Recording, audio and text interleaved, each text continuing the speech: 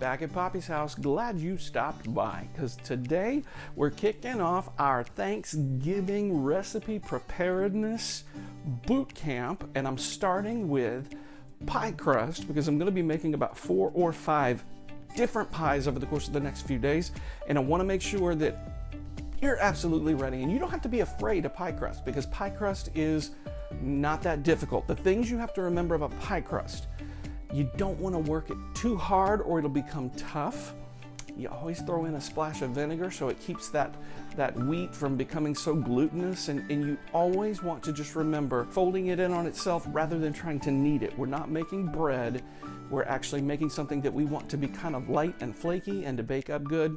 And we can make a great pie crust, and it doesn't take much effort at all. You can do this. Now, I know a lot of people are like, I'm just gonna go to the store and buy a ready-made pie crust. You can do that. You totally can, but I promise you, this is simple and it's way better. Now, back in the old days, I used to take a dough cutter and I would actually cut the shortening or the butter into the flour, and that took a long time. I'm using the food processor these days. It makes your life easier. It's way simpler.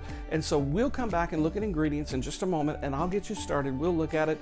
For those that are tuning in, thank you for liking and subscribing. It really helps me out. We're right at 150 subscribers now, which is like, I don't know, like 110 more than when I started in October. So that's a good thing. And if we get to that 250 mark, I'm going to be giving away one of my cast iron Dutch ovens to one of my subscribers. I'll ship it out directly from Amazon to you. It'll be fabulous, so I hope you tell your friends. Make sure that you're going there, and it helps me out. When you click like, that thumbs up in the video, and you like it, that helps me with the YouTube algorithm, and it makes things a lot better. So you subscribing really helps me out. But I'm gonna show you how to make this really simple pie crust. You're gonna love it. It's very easy to work with. And then the next video, I'll be making an apple pie, and I'll show you how we roll it out and prepare it for pretty much any pie you need to do. We'll be right back. Okay, so as I mentioned, we are using a food processor to make this. My pie crust recipe calls for 3 cups of flour and a cup of shortening. We use some canned milk, not a whole lot. We'll use some water.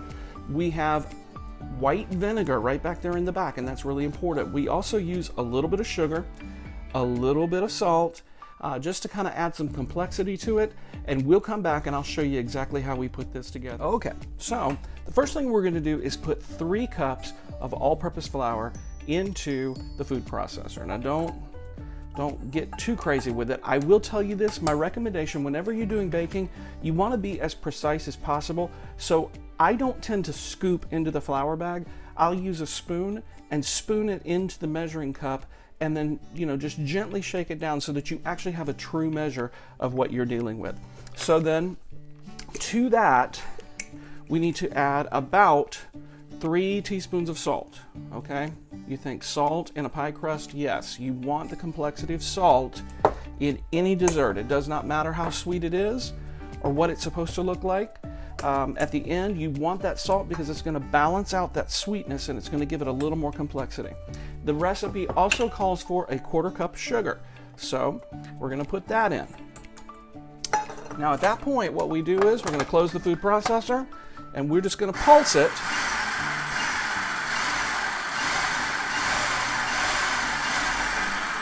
We're pulsing it just to mix up the dry contents.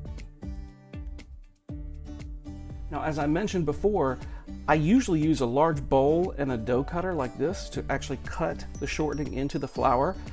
I'm not doing that because, I'm going to tell you, it kind of wears you out to do it.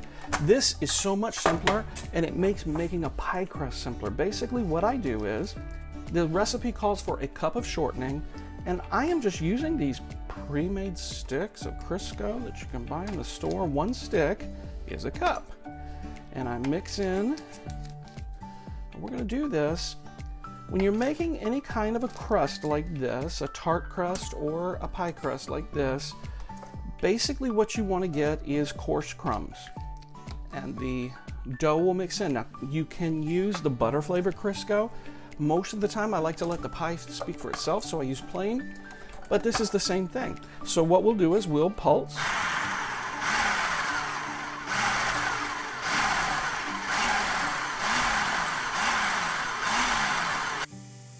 Now, I don't know if you can see this.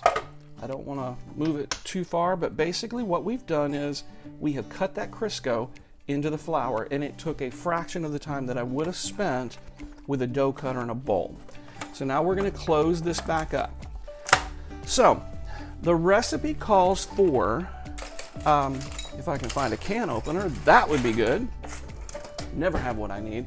It calls for 6 tablespoons of evaporated milk and 6 tablespoons of water, and at the same time we're going to add a little bit of vinegar. Now the purpose of the vinegar, you don't taste vinegar in the crust when you make it.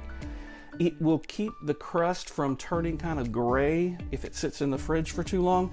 And this recipe is going to make me 4 crusts. So it will be the bottom and the top crust for the apple pie that I'm making today, but it's also going to be for the sweet potato pie that I make tomorrow, or the water pie that I make the day after that. So it becomes super easy. So what we're going to do is I'm going to begin to add the milk, and I'm going to do all 6 tablespoons. The water, I am going to play by ear because it could depend on the atmosphere that we're in. And so I've got my 6 tablespoons of milk in there. We're going to go ahead.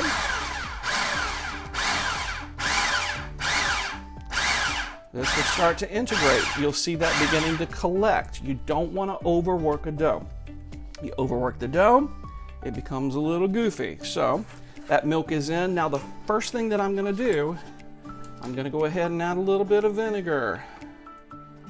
Maybe, I don't know, tablespoon and a half. I think that's going to curdle the milk. You know what it does? It makes buttermilk. And buttermilk is sexy. So definitely for a pie crust, you want buttermilk. That's nice. So working it on in. See what's going on. Okay. Now to that, I'm going to add just a little bit of water until this starts to make a well-formed dough. And here I go. Woohoo!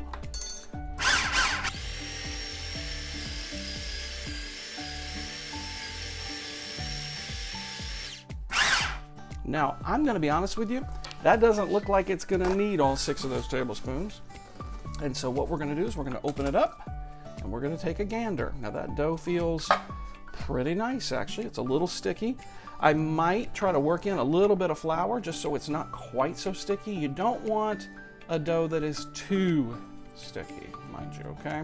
So here we go. I've got it. Okay, so I have taken this dough out, and I can't tell you how beautiful and light and fluffy this pie crust is. It is going to be so nice. And again, we're not going to go crazy kneading this. I'm just putting just ever so little a bit of flour out on a Silpat here so I can just kind of fold it over. And that act of folding it and compressing it is actually going to help create flakes in that layer. So hope you can see it well. But now here's what I'm going to do. I am going to form this up into a little square like so. Let me find the right spatula here. I think I've got one close. There we go. Used to have a dough cutter. I don't have it anymore. I'm going to cut this lump in half like so. You see that? Hope so. Can you see it? Am I out of frame here? I hope not. All right, cut this one in half. Take this one. Cut this one in half. And so basically what you have here, this is 4 pie crusts. And it literally took me about 5 minutes to make 4 pie crusts. Now what we do with these, I wrap these in cellophane, I put them in the refrigerator, and these will be good to make a pie with for up to a week. So this is the kind of thing you can do in advance. That vinegar will keep this dough from getting, gray, a little gross. I'm gonna put a little of that one there. Do that, okay? We'll wrap these up in cellophane, put them in the fridge, and in a little while, I'm gonna come back and I'm gonna make apple pies with 2 of these crusts. We'll use one for the bottom crust and one for the upper crust. So you don't wanna miss that. Come back.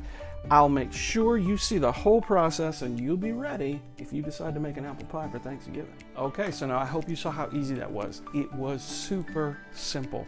And when I'm done, I take the single pie crust, I quartered it up, I put them in bags, they'll go into the fridge, they will chill out until they're nice and solid, and then when it's time to roll them out, I'll bring them out, throw down some flour, get my trusty old rolling pin that Grandma gave me about 30 years ago, and woo! If it's still in one piece. In here, we'll get that rolling pin, we will put together apple pie tonight that you are not going to believe. It is so simple, so easy. You'll be like, why did I buy Mrs. Smith's when I could be making this? And that's the truth. So, pie crust. You want it to chill, but after that, right into the pan. We'll roll them out. I'll show you exactly how to do it. We'll go through it, and we'll be back later on tonight. Thank you for liking, for subscribing, for clicking the little notification bell, and for leaving a comment. Leave me something. Let me know if you make pie crust, and if you make pie crust, how do you make yours differently than I make mine? Because there are a lot of different ways to do this. Some people use butter, some people use shortening, some people use vinegar, some people don't use vinegar. I'd like to know how you do yours. Maybe I'll try it for Christmas time when it's time for me to make the Christmas pie. So anyway, you have been with Poppy. We thank you for stopping by, and we will talk to you soon. Bye-bye.